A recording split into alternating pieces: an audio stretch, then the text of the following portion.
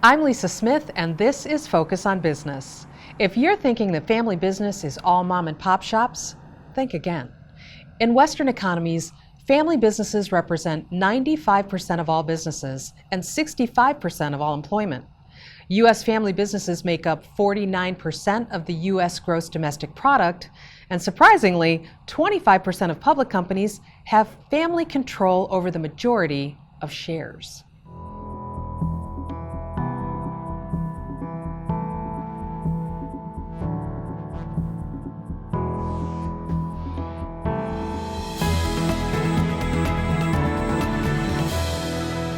Lori, today's show is all about family business, and that is something I know that SBAM pays a lot of attention to. But can you give us the sheer size of family business? Absolutely. Right now, it's estimated there are 5.5 million family businesses in the United States. That gives you an idea of how important that is to our economic base as a state, but also as a nation. Globally, they estimate 125 million family businesses. So you can see the scope of the number of businesses that are family. I know it's a surprising number when you really start to look at it. It's also surprising that it's very common. Family businesses aren't as keen on putting things in place. Talk about family governance. Well, one of the reasons that there needs to be family governance is we see a trend over generations. As it gets to the fourth and fifth generations, the chances of a family business surviving become smaller and smaller. Some are less than 4%. So it's important that they have proper family governance in place, that they have proper administrative policies in place, they have a proper schedule of annual meetings, family meetings, business meetings, that they have a way to get the younger family members engaged, those under the age of 25. All of that leads into this proper succession and success of a family business. Oh, that's great. I am really excited for today's show. Thank you. Thank you. Family businesses are as unique as they are common. When we heard the stats, we knew we had to do a show about family business. Here with me today is Erick Stewart of Stewart Industries and Steve Klaver, a partner at DBI.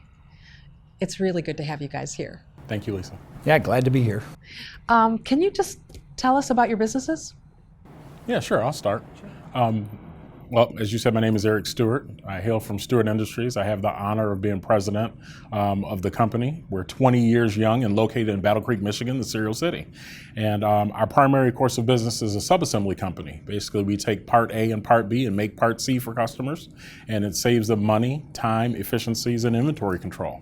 So we built a business around a niche that we consolidate resources and save on labor costs for companies and what have you.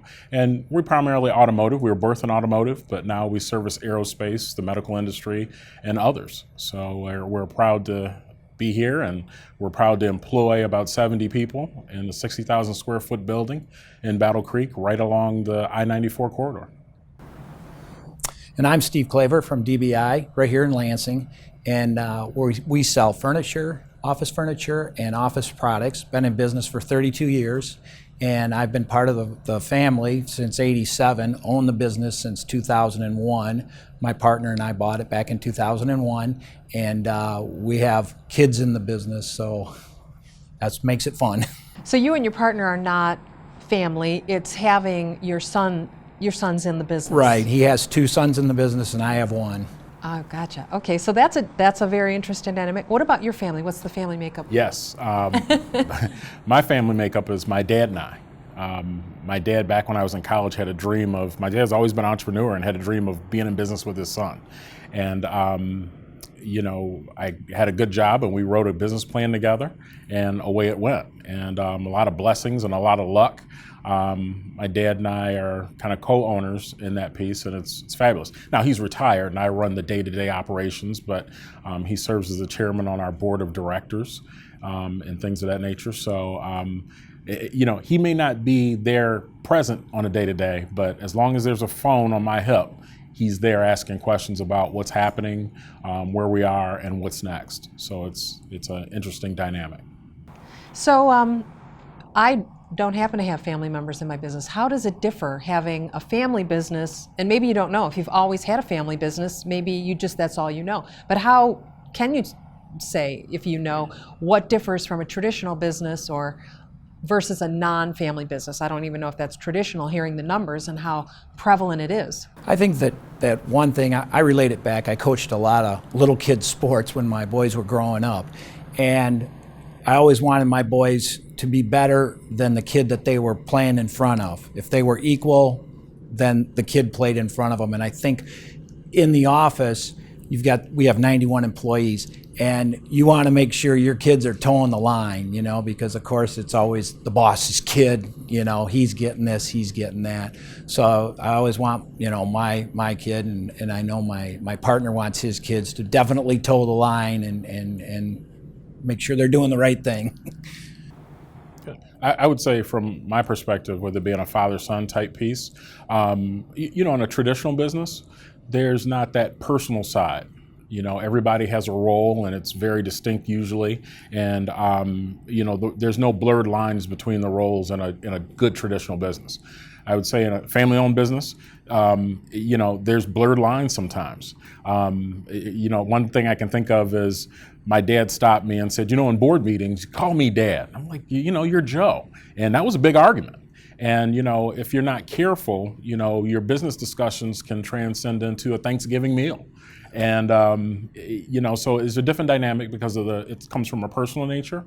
But then at the end of the day, who would you rather trust more than a family member? My dad and I know we have this bond and this trust, and I think in a traditional business, you have to work on that relationship. So the dynamic is much different, but I think that if I had to go to somebody for some advice or trust that they were going to have my best interest in mind, it'd be my father. Well, and you have like mind because your father brought you up. His values, his core values, and what he expects and that type of thing. So probably 9 times out of 10, you guys are going to have the same answer. I see that at our place. That might be true at your place, but that is definitely not true at the Stewart industry. And that's what makes it fun, because we have this notion that we're always succeeding. We don't always think alike, and which makes the business stronger, in my opinion. You don't need you go out of business with a whole bunch of yes folks, right? Right. So, and generationally we're different. So one thing we kind of talk about is time in the office. He came from a generation where you got there before everybody else and you left after everybody else, and it had to be dark in both places. Technology in my generation says I could be working from home, or I could be working from a Starbucks or what have you and doing the same level of productivity. And so therefore we have to have that conversation about, is this the best use of your time? And so the danger in my generation that, I didn't have as much wisdom as him is when he went home at night, he was able to check out and be more with his family. Whereas technology, you find that you may be working for 20, 21 hours a day, and you're trying to balance that work-life family balance too, which is dangerous, because another statistic in family-owned business or really entrepreneurship is really divorce. And so, you're in the business, or you're in the house, or you gotta pick a team, right? Or you gotta balance it well. You do. And sometimes in a family-owned business, that's difficult. Yeah, it's hard to unplug, for sure. Yeah. If you are an adopter of technology and you're of a younger generation, I know that I certainly struggle with that. So what are some of the major pitfalls of a family-owned business that maybe you've heard of or that you've come across personally? A lot of my friends have family-owned businesses, and I belong to an organization called SBAM, and there's a lot of us around the table that have very eerily similar experiences when it comes to father-son, daughter-dad, daughter-mom, son-mom. I mean, it doesn't matter the dynamic. You have the same struggles, and I think one thing that we all have in common is sometimes lack of structure. Because you have a family structure, you assume that that's going to transcend into your business relationship, and quite often that's a pitfall. For any good business, there's a good governance model that says these are our non-negotiables, these are our do's and don'ts, and this is how we're going to be profitable and be a legacy type thing. Inherent in a family, you assume legacy is going to be there, so therefore you kind of skip over that step. And I think that one of the most important things in any family-owned business I had to learn. I wasn't super smart when we started, and I'm still progressing, but was providing that structure. And my dad had the wisdom to say, this is how we're going to operate. We don't need a board of directors. but we have one. And I affectionately call my board meetings, sometimes I have one coming up on Monday, a public caning. Because that's where, my dad understands my weaknesses, personalities, and he really wants me, he's hard, but he wants to see our business thrive and he wants the best out of me. So I learn a lot from those canings, but I don't feel that way when it happens. But that's just the dynamic we have, and I have to understand that. I think with ours, to have the kids work at another job before they come into your company, have them go get another job, work there for a while, understand how that works before they come into our facility and work for us. That sounds like a really smart idea. Yeah, and you brought up family governance. The Small Business Association of Michigan has an ebook. It's a free ebook on family governance. It's at sbm.org, and there's a lot of great information in that book. When you talk about family governance, how important is it to really make that a documented legal structure? How are you handling that in your company?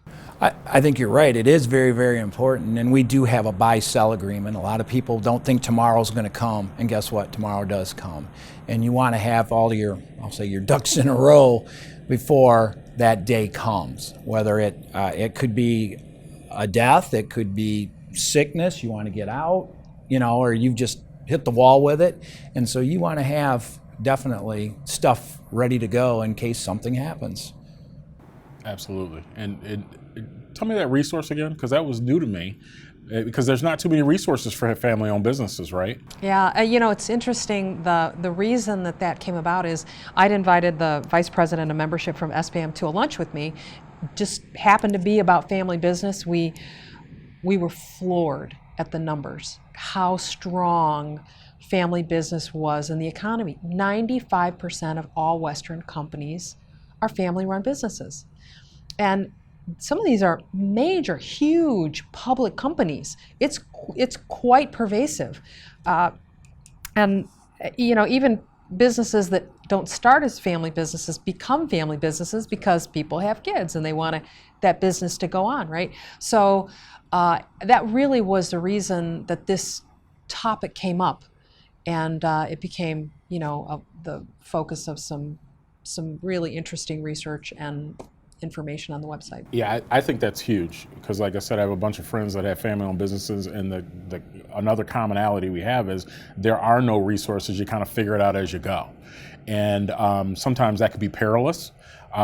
You need to know when sometimes to get out. I've heard some tragic stories, and it's destroyed families, and nobody wants that for their families generationally. I have 4 kids, and my youngest is 3 months old, and I'm already thinking about, am I pressuring him or grooming him later on to go a direction? And I think I made a conscious effort 20 years ago to not do that. I expose them to what we do so they value, how Dad earns his bucks. But at the end of the day, on the table. yeah. And at the end of and why he has to be where he has to be. But I involve them as much as I can inside and outside of the business, so there's that understanding. And if that's what they choose, they need to prepare in the proper way. And I agree. Go work somewhere else first. Yeah. And my kids, why can't I have a summer job? And I'm like, well, I don't know, but it's not going to happen. So, it's that dynamic is definitely there. Yeah, and there are, once you start to really look, there are some very specific resources for people who have a family business. But I think an attorney is probably a good idea. Absolutely. Don't you think a family business, really a partnership, a family business, Yes. It's like a marriage. You go in, everybody's so happy to be together, everything's going to work out. You can just envision how great it is. By the time you need structure, it's too late. Right. Absolutely. Yeah, it ends up being a tragedy sometimes. And you're hoping that you don't have to deal with that dynamic and a death. To be honest with you, some of the most horrific stories I've heard are where one family member has had a change in lifestyle or something like that, and it's obvious it's time to get out. Yeah. And then maybe the younger person is just frustrated.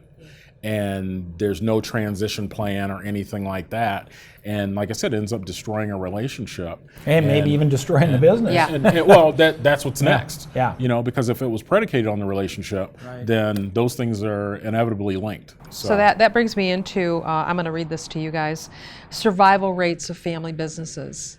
It's not a happy Don't thing. scare us. It's going to be, be afraid. Be very afraid. Survival rates, very tough trend.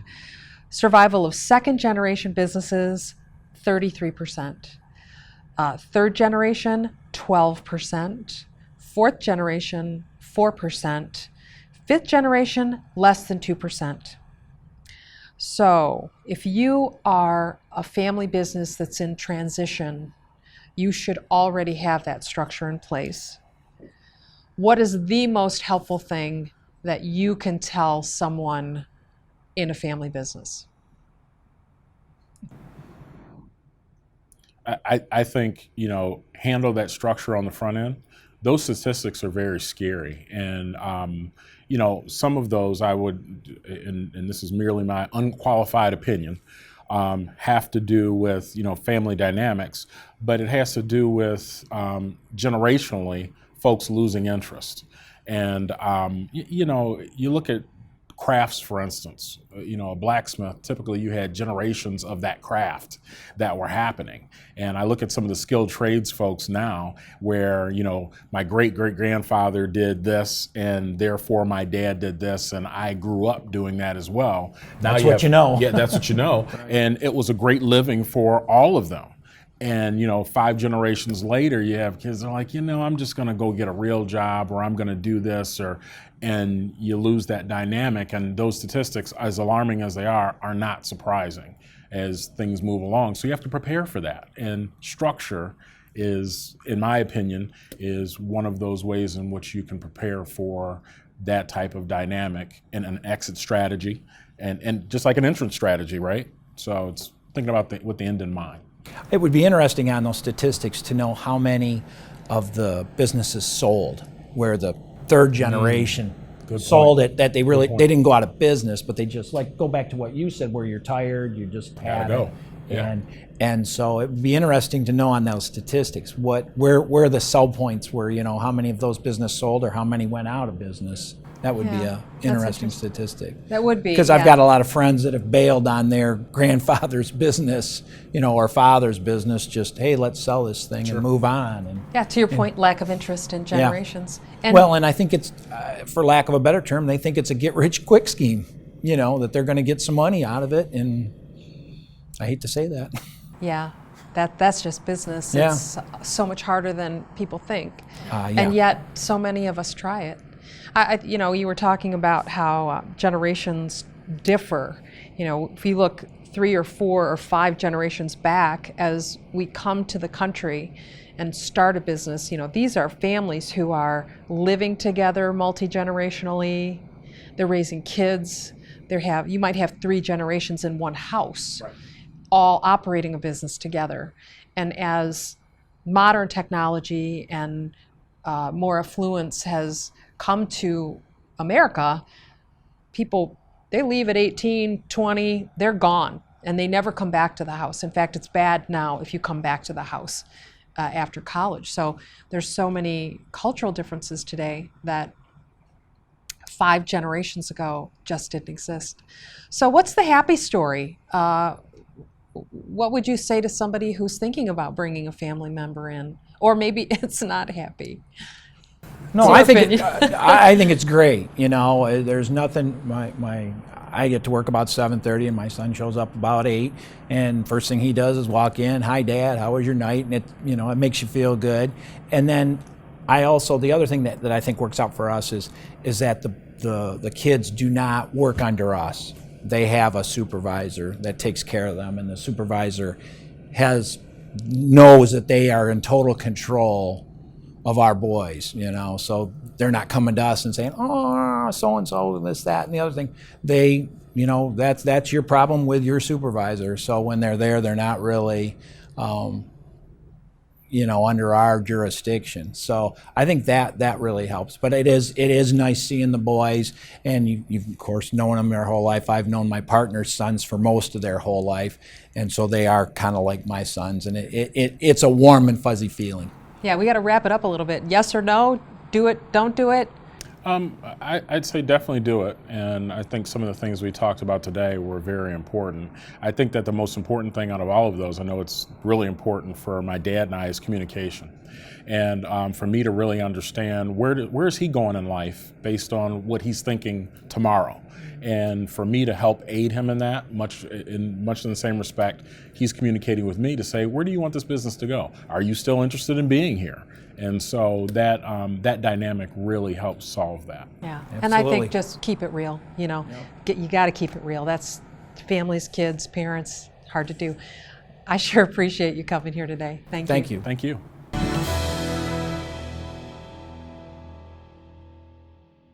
Jeff, in this show we talked about how 95% of Western companies are family-owned businesses. That's a lot of businesses. Wow. And it's an interesting dynamic. Do you have any lessons learned or even, good stories about family-run businesses that have, because of the family dynamic, had trouble with really executing a good, solid technology strategy? Well, as a matter of fact, I do. And what I've seen is there's the older generation, the man or the woman that started the business, and then they bring their children in as they become adults, and the kids have ideas of their own, and the parent used to doing it their way, and they're resisting, and so then there's the children want to be modernizing things, and the parent is resisting that. And so what happens is nothing. It stays the same way it is because it's hard for the kids to influence the parent and vice versa, and the parent thinks that they know it all. And then we end up in a situation where they're so far behind because nobody could take action. I think that the moral of the story here is somewhat, you can't try a little bit of technology and see if that works for you. Right. You really have to figure out, you have to get in there, see what you've got happening, and create a full plan for a company. That's exactly right, a full plan. And it's difficult because now there's this dynamic between the older and the younger family members, and who's right and who's not right. And then there's money involved, and who's going to, I don't want to spend it on that. We've always done it this way, and those types of things. So a professional coming in from the outside, an uninterested third party that can say, this is where you need to go, here's the future, and if we want to get there, these are the steps that we need to take to get there. Yeah, and you have to get there. You just got to get it done. So let's everybody just listen to the professional. That's and we'll all be fine, right? Right.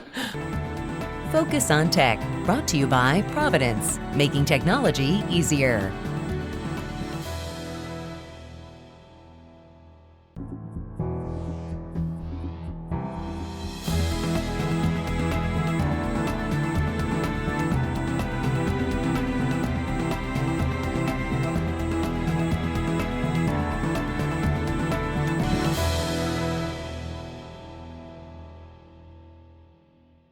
Hi, Craig. Hi. Hi. So the economic forecast will have an impact on how you as a banker are looking at any financial statements. What are you actually looking at when you do these reviews? Well, thanks for the question. It's really imperative that what we try to do is get a feel for what the history of the company has been. Primarily what we're looking for is cash flow and any changes that might be happening to cash flow because of the economy. If we're going to talk about economic forecast and how that might impact what we're looking at in those financial statements, as we ascertain what is this cash flow that's being generated by the company being used for, we'll look for that in the balance sheet. It'll show us in the balance sheet of the company how those assets are being invested in and what kinds of products might be developing. If you look at work in process and some of those kinds of things, with a farm financial statement, what kind of crops are being grown, those kinds of issues. So if we look at that financial forecast and start to say, all right, what's going to happen if rates change, if sales volumes change, if costs of production changes, what's going to happen to the cash flow? Because our primary focus within the bank is cash flow. It's what repays loans. And so if we're typically looking at financial statements in preparation for possibly making a loan, we want to know what's going to be the effect. So it sounds like the actual industry that you're looking at also might have an impact on what you're looking at for the health financially. Certainly that's the case, because different industries are impacted differently by financial factors. If we look at something like the auto industry and what we see occurring within everything that's being restructured there, so you have an auto supplier or even an auto retailer, we're going to say that perhaps that's something that we need to spend a little more time figuring out what their cash flow is going to be as the economy changes. Oh, makes lots of sense. Thank you so much for being with us. Focus on Banking, brought to you by Michigan Bankers Association.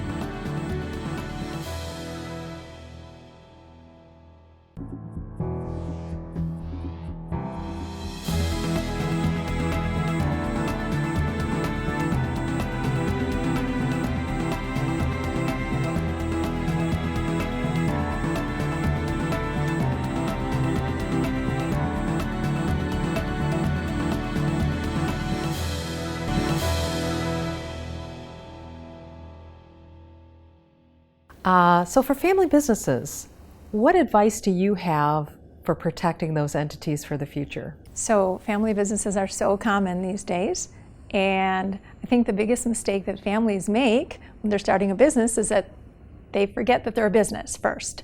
Families can be stressful, business can be stressful, you're expanding and contracting, your business is growing.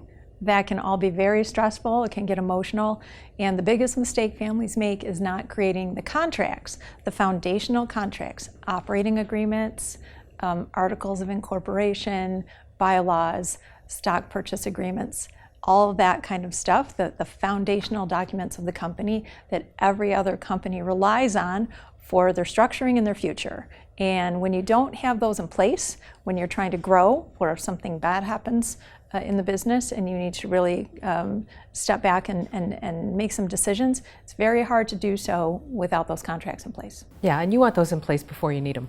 Absolutely. It's very stressful.